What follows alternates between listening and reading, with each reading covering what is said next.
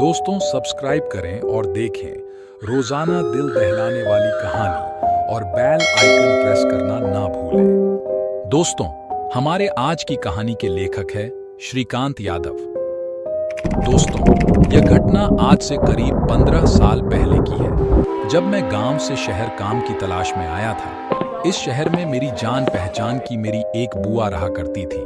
वह इस शहर में किसी और जगह रहा करती थी। मैं उनसे मिलने के लिए कभी कभार छुट्टियों में या फिर त्योहार में चला जाया करता था। ऐसे ही एक बार दिवाली के दौरान मेरी बुआ ने मुझे अपने घर में त्योहार मनाने के लिए मुझे बुलाया था।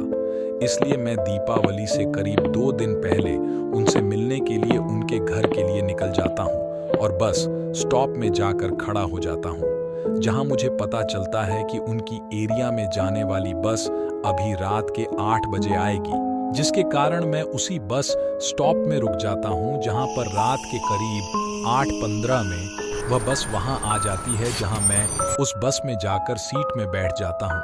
आज के दिन मैं बहुत ही ज्यादा थक गया था, इस कारण मुझे बैठे बैठे नींद आ जाती है और मैं इस सीट में सो जाता हूं और समय का पता ही नहीं चलता है।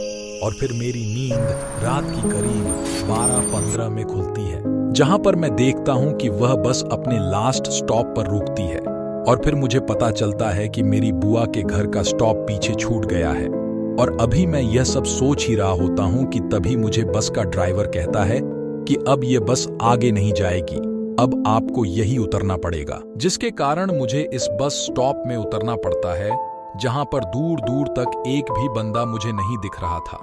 जहां पर मैं काफी समय सुनसान इलाके में पैदल चल रहा होता हूं कि तभी मुझे एक पुराना सा होटल दिखता है, जहां पर मैं सोचता हूं कि चलो आज की रात इसी होटल में गुजार ली जाए। ऐसे भी रात भी काफी ज्यादा हो गई थी, जिसके कारण मैं उस होटल के अंदर चला जाता हूं, जहां पर काउंटर में एक औरत बैठी हुई होती है, जिसके पास में जाता हूं और उससे पूछता हूं क्या उनके होटल में कोई रूम खाली है।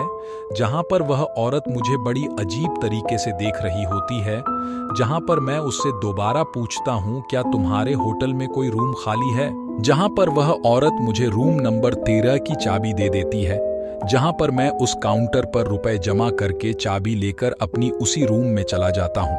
यहाँ पर मैं बहुत ही ज्यादा थक गया था, इसलिए उसे रूम में अपने सामान को रखकर तुरंत सोने के लिए चला जाता हूँ। अभी मुझे सोए हुए मात्र 2 घंटे ही बीते होंगे कि तभी मुझे बाथरूम से पानी की गिरने की आवाज आती है, जिसके कारण मेरी नींद खुल जाती है। और जब मैं वहां जाता हूं तो मैं देखता हूं कि टोटी से पानी काफी तेजी से गिर रहा है। शुरुआत में मैं इस चीज को अनदेखा करके टोटी को बंद करके दोबारा सोने के लिए चला जाता हूं।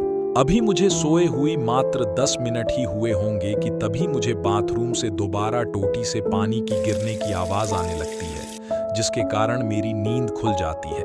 मुझे कुछ समझ नहीं आ रहा था कि यह पानी कैसे गिर रही है।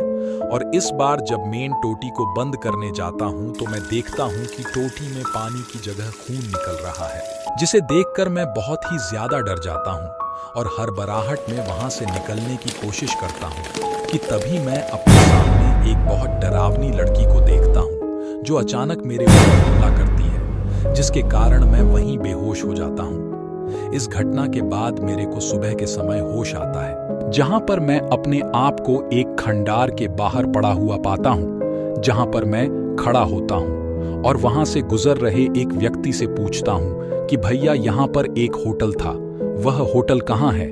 जहां पर वह भैया कहते हैं कि क्या हुआ भैया, आपने भी वो भूतिया होटल देखा था। जहां पर मैं पूछता हूं कि भैया कौन सा भूतिया होटल।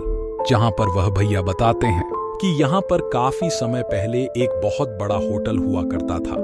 एक दिन वहां पर आग लग गई थी, जिसके कारण होटल में मौजूद सारे लोग उस आग में मारे जाते हैं और इसके बाद ये होटल एक भूतिया होटल बन जाता है और कुछ समय के बाद इस होटल को बंद कर दिया जाता है और समय के साथ साथ यह होटल एक खंडार बन गया।